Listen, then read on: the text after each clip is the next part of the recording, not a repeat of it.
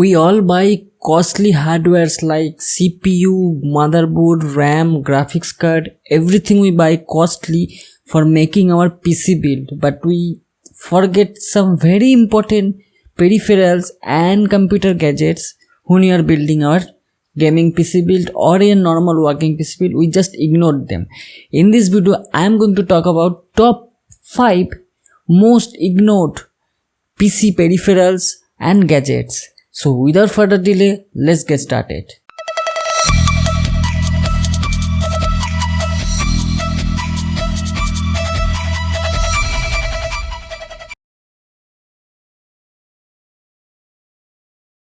So as I said, when we are building any PC build for gaming PC or some normal PC, we choose best of the best like motherboard, like processor, maybe AMD, maybe Intel. We check very carefully their CPU, clock speed, how much their performance we check everything in YouTube or any other social media to get the reviews particular product.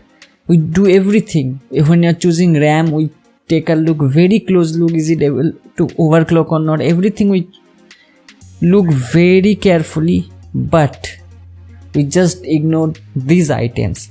First of all is a keyboard and mouse, basically the basic input devices.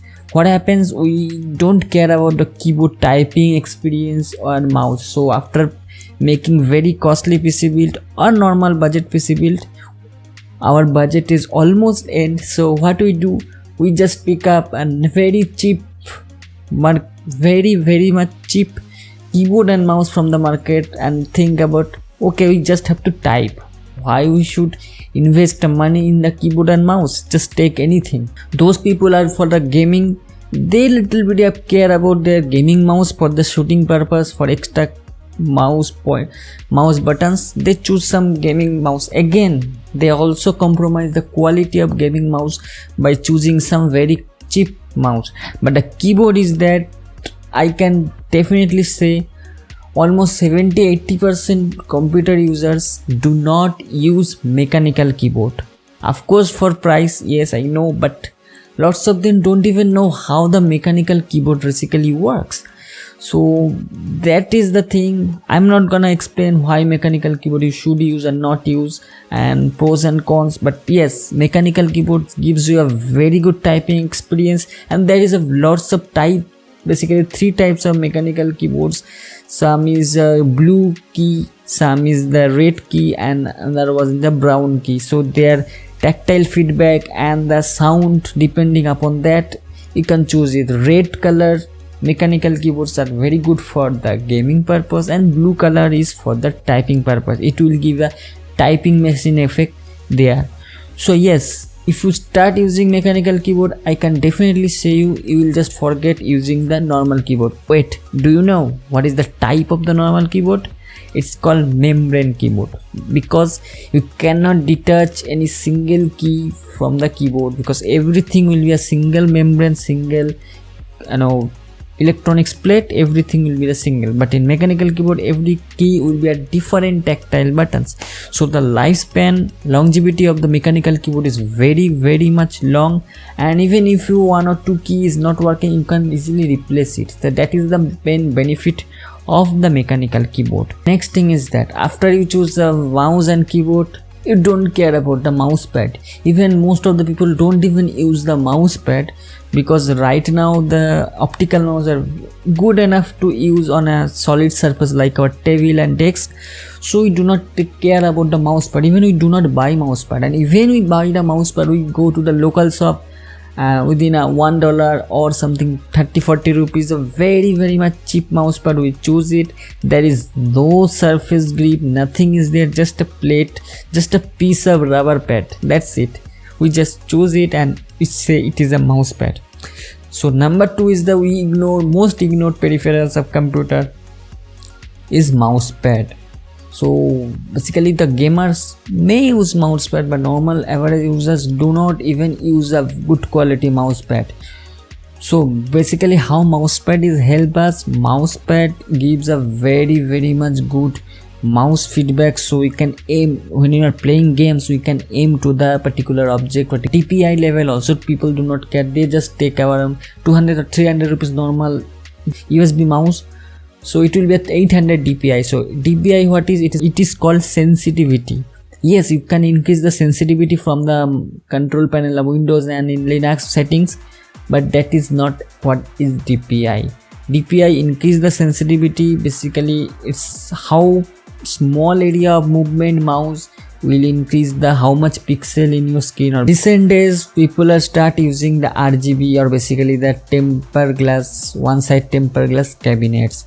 So they choose the basically the CPU where there is a lots of colorful CPU fan is there, or maybe a fan is less but the top area is very much designed, very good design, and there is a fan is there. But people just go with the normal fan which comes with the CPU cabinet. They do not ever think about buying any separate fan, CPU cooling fan, not CPU cooling fan, basically cabinet cooling fan.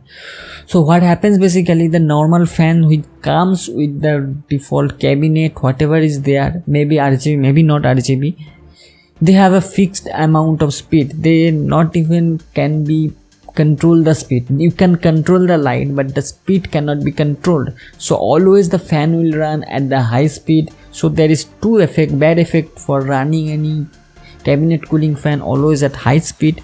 First one is that the lifespan will be less, because if you are running any fan every time full time 100% speed, so yeah, your lifespan of the fan will be less. And next one, it will create unnecessary noise, because when your PC is idle or you are doing some normal work like browsing or some document editing, then your PC is cool. PC is not required to run the cooling fan at high speed. So you are getting unnecessary noise. When you are recording videos, you are getting unnecessary background noise for this fan. So this is two bad things. And what is the positive things of using custom or the buy an additional cooling fan, not using which is comes stock with the cabinet? You can control the speed, or basically it will be automatically controlled based on the CPU temperature. So that is available. You can just plug it to your motherboard socket and it will be automatically controlled. So your unnecessary noise will not be there, and as it is maximum time, it will run at 50%. It will give you a long time for the fan. Another one, that the fan which comes with the cabinet does not mention any RPM. Basically they run at low RPM. RPM means the how much air is flowing. So yeah, they run at a low speed, and basically company do not mention about their RPM. So this way people just forget about buying any good quality cooling fan after buying cabinet. Lots of overclocking guys or who loves to use the overclock CPU, basically in AMD unlock CPU, they overclock, and most of the user go with the air cooling external third-party air coolers. So they are okay, but the normal people, average users like video editors or some document editors, official work, those people do always use the stock cooler which comes with the processor like Intel and AMD. But if you run your CPU every time around 70 degrees centigrade, most of the time it will decrease the lifespan of the CPU. Whereas if you use external cooler, it will cool down to 40-50 degrees centigrade most of the time, and it will give a long life to your processors. Remember, processor is your heart of the PC. So you should take care of it. Or 1000 or 2000 rupees with RGB light, you will get a standard quality air coolers which will do the most of the processors like i3, i5, Ryzen 3, Ryzen 5. These mid-range processors will be enough to cool down using this standard air coolers. So do buy some air coolers. If not immediately possible, just buy after 2 or 3 months of usage when you have money, but at least buy it, don't ignore, because your CPU is the heart of your PC. So after buying the processors, motherboards, you do everything, but when it comes to the power supply unit, you think, okay, we need a 400 or 500 watt power supply, let's buy anything which is available cheap and giving warranty, just buy it. But this is a complete wrong. If anyhow your power is fluctuating, voltage and ampere is fluctuating, your entire system, motherboard, SSD, RAM, or even CPU are going to be affected. You will not get the effect right away, but in a long time, 2, 3, 4 years after, if your product is damaged, you will not get warranty, you will not able to sell to second hand in OLX, you will lost everything. So just buy a very standard quality where the rating 80% rating is there, power supply unit. Yes, I know it will take some money, but if you invest those money right now, you will get a long time return. And most of this rated or the tested 80% whatever rating is there in power supply units are tested, and their power is almost what is rated there, you will get maximum. So if it is rated 450 watt, you are going to get at least around 440 watt there. But if you use normal cheap quality power supply unit, they will say 450 watt, but you will hardly get a 350 watt. But yes, normal people cannot test the performance using any normal tools. You need some testing tools to get the what is the optimum performance of the power supply unit.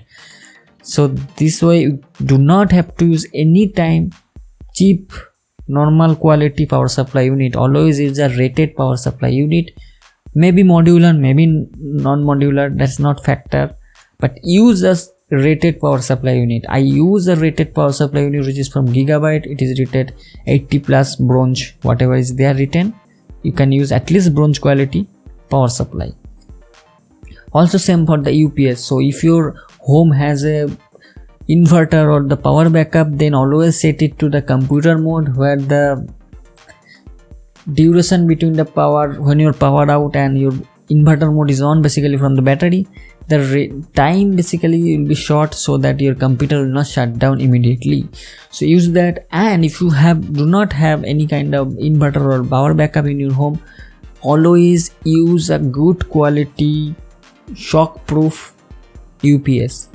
I know it costs some money, but you know, when you're not only your power outage, even if your power is fluctuating, voltage is fluctuating around 200 to 220 to 30 volt, this 20 or 30 volt difference will make a huge impact on your SMPS. Then your SMPS may be damaged, or long life of the SMPS will reduce, and even other semiconductor component like CPU, RAM and other things will be affected. You will not see in your eyes, but it will be affected. So always use a good quality UPS. I use APC UPS almost, which I bought around 10 years ago, running long life. It has the 10 years, it has the shock proof, and I just changed the battery in 2 or 3 years. In every 2 or 3 years I just changed the battery, which is cost around 800 or 900 rupees Indian market. And that's it. I am using this UPS for a long time, 10 years, and it does not have any problem whatsoever. So that was the top 5 PC components and gadget we ignore every day when you are building our PC, and we do not take care of that. But you should take care of that, and you should use a good quality branded components. What type of components I talked about? Top 5 components. What do you think about this video? Do let me know in the comment section, and to get more videos like this, subscribe to this channel. And if you found this video helpful, like this video, share this video, and until my next video, goodbye, take care and be safe.